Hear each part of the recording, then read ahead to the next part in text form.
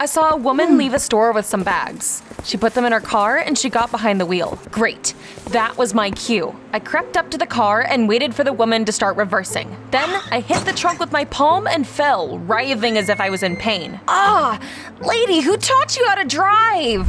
The woman got out of the car and leaned over me. Oh no, I didn't see you. I'm so sorry. You won't get away with this so easily. I'm gonna call the cops, the journalists, the president. She turned white as snow and said she didn't want any problems. I don't have any money on me, but perhaps you'll accept this as an apology. She put her hand in her pocket and then handed me a ring with a diamond so huge it could probably be seen from space. Take it and keep your mouth shut about this. Pleasure doing business with you. I put the ring in my backpack and got up, feeling like the cat that ate the canary. The woman got into her car and quickly drove away. Hi, I'm Bonnie, and I'm 15. Before I explain what just happened, please subscribe to the channel and like this video. I was quite the troublemaker, and I often did things that I wasn't exactly proud of. Don't judge me before you've heard my whole story, though. I grew up in an orphanage, and I didn't remember anything about my parents. The teachers there treated me abominably. They never comforted or supported me. It was little wonder I often broke the rules. When I first went to school, I quickly realized it wasn't for me. Unfortunately, my cruel teachers made me go anyway and punished me for every mistake I made. One day, I decided I didn't want to live by someone else's rules anymore. I threw my clothes into a battered backpack and I ran away from the orphanage. Yay!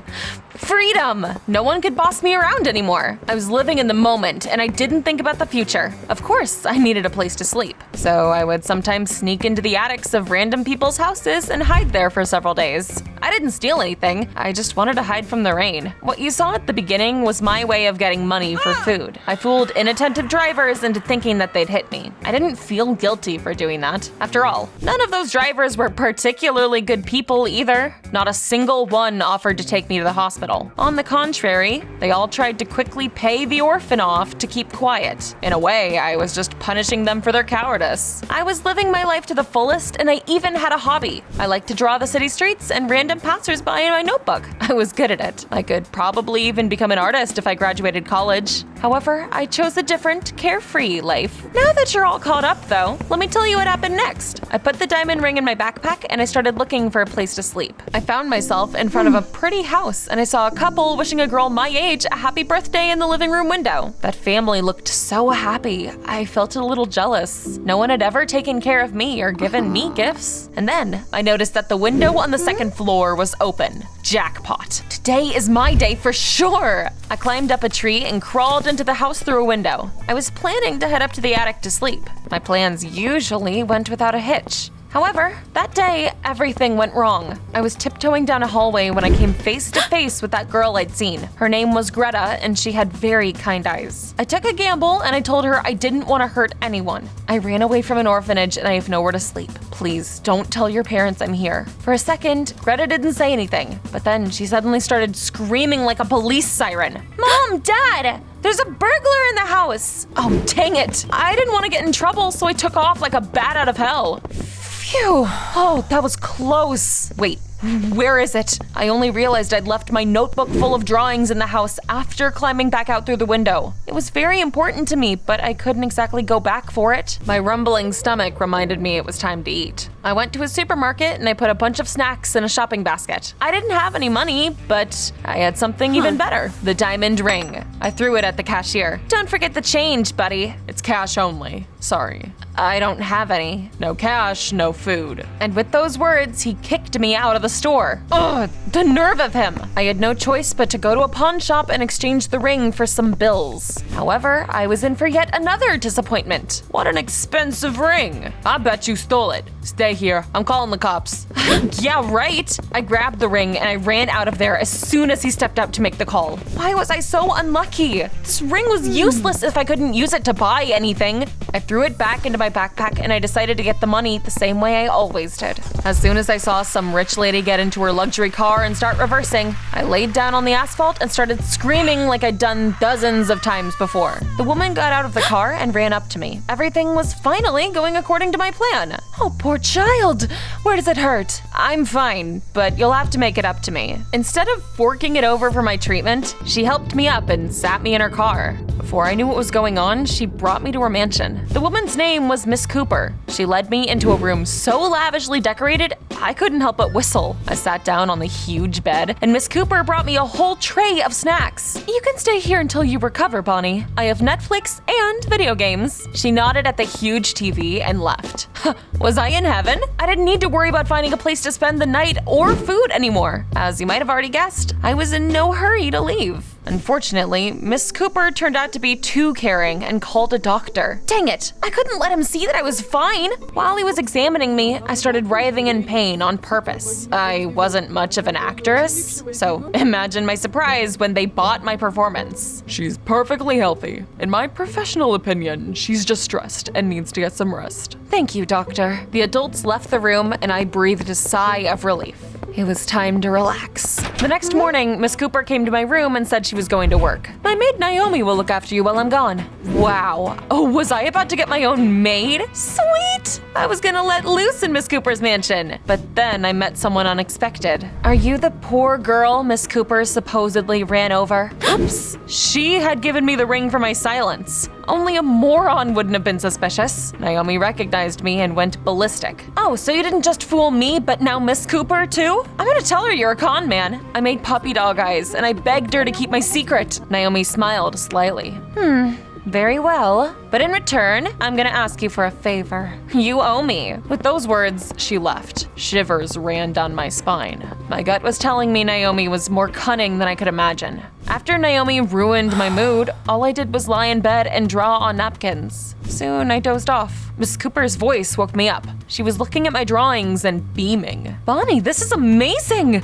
You have a gift! It's just some doodles. Oh, you're selling yourself short. I'll buy you a good sketchbook and high-quality pencils. Wow, Miss Cooper was kind of cool. Her words warmed my heart. Of course, I didn't let it show and I just shrugged indifferently. We spent the rest of the evening lying on the floor, eating chips and chatting about everything we could think of. I even told her my sad life story. Of course, I didn't say anything about fooling gullible drivers into blackmail. And Miss Cooper told me a little about herself, too. I get it, Bonnie. I grew up without parents, too. But then I became a successful lawyer. Everything I have, I earned myself. You can do that too. I felt a kind of kinship with Miss Cooper. Still, I tried my best not to grow attached to her. After all, I was used to living on my own and being independent. We fell asleep right there on the floor. After Miss Cooper left for work the next morning, Naomi came to me again. I'm too lazy to do my work today. Do the cleaning for me, and don't forget to cook dinner too. I was about to tell Naomi exactly where she could shove her demands, but she reminded me that she knew my secret. You don't want Miss Cooper to find out the truth and kick you out of the house, do you? I had to accept the rules of the game. While I was doing all the work for Naomi, the maid was trying on Miss Cooper's expensive clothes and acting like she owned the mansion. I see dust, Bonnie. Clean everything again. I wanted to slap the living daylights out of her. I hadn't run away from the orphanage just to serve as an insufferable maid, so I decided to leave before things went from bad to worse. I came to my room and I started packing. That was the moment Miss Cooper walked in. Bonnie, are you leaving? Yes, Miss Cooper. I'm feeling much better now, and I don't want to impose on you. Oh, don't be silly. You can stay here as long as you want. Besides, I invited my fiancé for dinner so you two could meet. And here, look, I bought you a new sketchbook. Isn't it nice? Oh, I felt warm inside. In the end, I agreed to stay with Miss Cooper for just a little while longer, and damn the consequences. Miss Cooper's boyfriend was called Mike. I don't know why, but I took an instant dislike to him. His friendly smiles seemed to be fake to me. I heard him discussing something with Naomi after dinner, and needless to say, it looked suspicious. Will the brat be a problem? Oh, don't worry, we can use her. It was clear they were plotting something against Miss Cooper.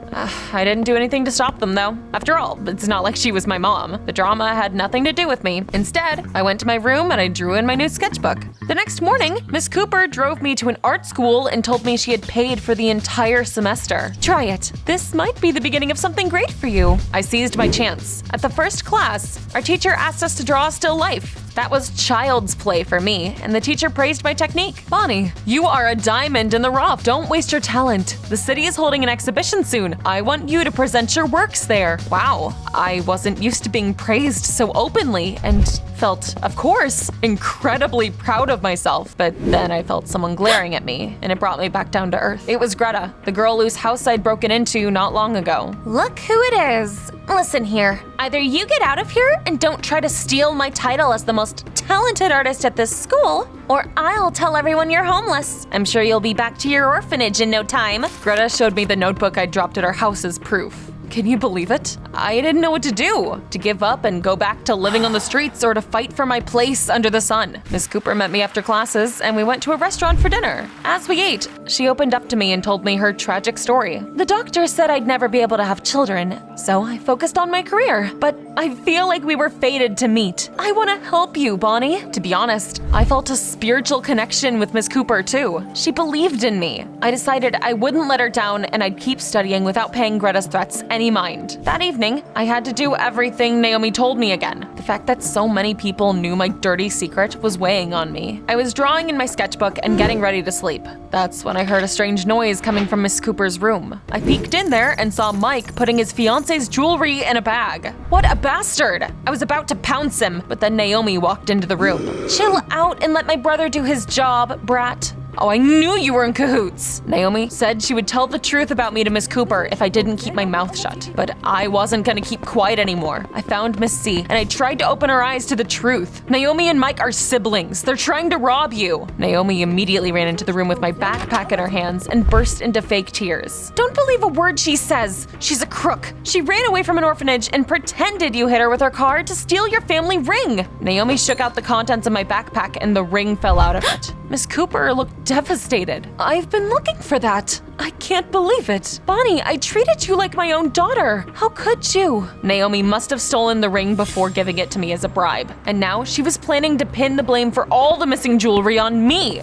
I could have tried making excuses, but I knew no one would believe me, so I just ran away. I spent the night hiding from the rain in a park. In the morning, I realized I couldn't live like that any longer. I wanted to get an education, become an artist, and get a job. So I came back to the art school. Greta turned red as a tomato when she saw me. I warned you to stay away. Don't blame me. You asked for this. She called the cops and said that she'd found a runaway. Half an hour later, I was sitting at the police station. A few hours after that, I was back at the place where it all began, the dirty, shabby orphanage. This is the perfect place for a troublemaker like you. As I was sitting in a cramped room, I realized I could only blame myself for everything that had happened. Miss Cooper was the only person who believed in me, and I let her down. I knew I had no future anymore. I no longer dreamed of anything and just drifted aimlessly. Life lost all meaning. Until one day, I saw a report about the arrest of two scammers, Mike and Naomi. Wow, karma's real, huh? I smiled for the first time in a long while. I didn't expect what happened next.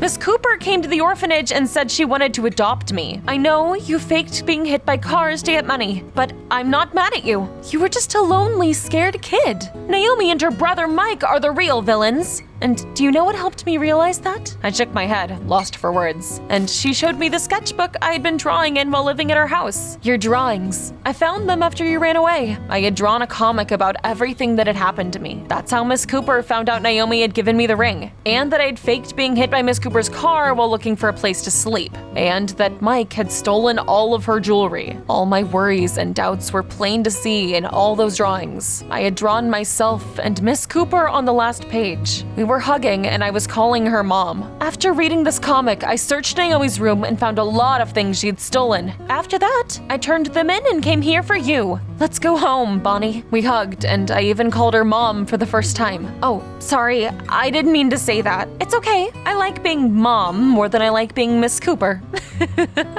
That's how I found a family and a home. After I moved, I also went back to the art school. Greta was spitting mad. You again? I've realized something, Greta. When you don't have dirty secrets, no one can use them against you. I don't have anything to hide anymore. You can be as mad as you want. It's not gonna change the fact that I'm here to stay. She gritted her teeth and I walked into the classroom with a smile. I knew that I'd be just fine.